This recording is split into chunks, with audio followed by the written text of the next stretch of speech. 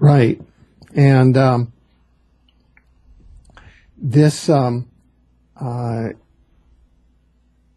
again, especially with the connection to friends, I think will, if I can just go into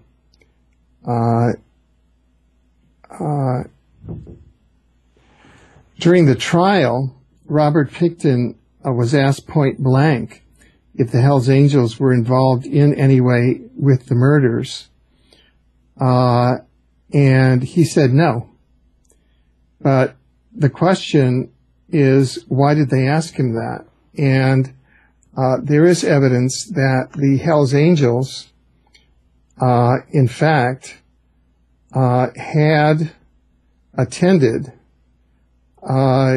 many of the parties that occurred at Pickton's farms, at which the young women, mainly Aboriginal, First Nations, Native American women, were brought and introduced and made to dance various dances, and then these evolved into ritual murders.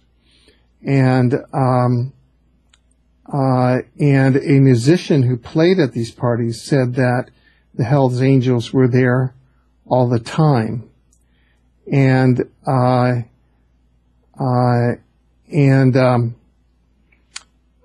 one witness then was asked if the Hells Angels ever attended parties, and he said no in court. Yet a musician who played at the parties said that Hells Angels were there all the time. So why did one witness lie and said that they weren't there? And many people attended Pickton's parties. For example, the former mayor of Port Coquitlam, Scott Young. In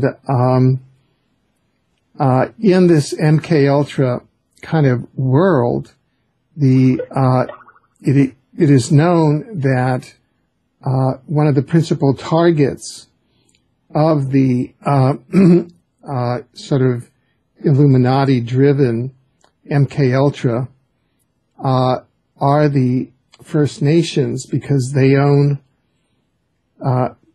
much of the mineral rights of Canada in their reserves, and are also part of the heritage that's connected to the earth, whereas the whites, except for the Queen, essentially don't own anything. So they've been especially targeted by the arm of the Throne of England that owns 26% of the planet, and especially through CSIS. And I've spoken to a former CSIS woman who worked at CSIS, who said that in the CSIS libraries, by far the most extensive collection of CSIS research materials is on the Canadian Aboriginal and First Nations communities, so that they can be targeted. And in terms of blood ritual sacrifice, the blood drinking, or the blood sacrifice aimed at the First Nations of Canada, such that the New World Order and the Throne of England can, through the law enforcement, the satanically oriented law enforcement networks, well, this is part of their taking over. So if Robert Pickton were a mind control asset, an MKUltra mind control asset of these networks, he is behaving in this fashion, and thus the introduction of an undercover police who at that time, by using mind control, by himself mimicking a serial killer in his cell, would elicit mind control confessions from Pickton that in fact he murdered all 49. And as an MKUltra mind control subject, he would not be aware of the vast network of the MKUltra networks, that in effect he would be serving, by having these parties at his location, and then, by being mind controlled, or he, would wake up and think that he killed them, or, things like this.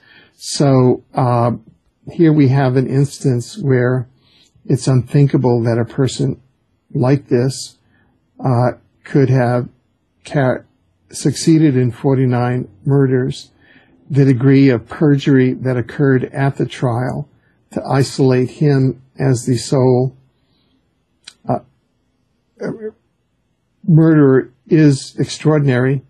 If we look at the Hells Angels, who were frequently at his party, it is well known, for example, that the Hells Angels shook down all of the private marijuana growers in British Columbia and took over their marijuana growing, and are now exporting marijuana to the BC marijuana to the United States, with the formerly private marijuana growers now on a wage slaves to the Hells Angels, and the Hells Angels doing so in an informal arrangement with the CIA in the United States.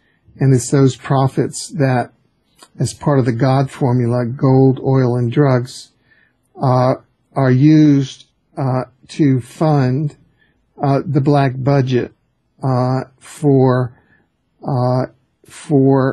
exotic weapons and for all sorts of unconstitutional armaments and operations that are outside of the constitutional budget in the U.S. So the Hells Angels, in well-documented studies, have been shown to be an arm of the Central Intelligence Agency and have subverted the free and independent marijuana growers in British Columbia and have now taken them over on behalf of the CIA. I see. A very, very interesting perspective, Alfred. Let's continue through our transcript and see. We had one more message from Robert Pickton, and then I also wanted to just talk about the Pickton material in light of other research and investigations that I had participated in over the years, and the similarities, the pervasiveness of these messages, I think reinforcing your comments about pervasive organization and operation and indoctrination of individuals that's active, and undermining the security of our society. Very vital that people take a closer look at these questions. Here is more from the Pickton jailhouse interview. And the priest says, they beat the piss out of me. And he said, if I didn't copy with the stuff that I stole in one day, I'll be hanging to the barn upside down. He says, right on tape. He says, I come back right now to testify. No shit.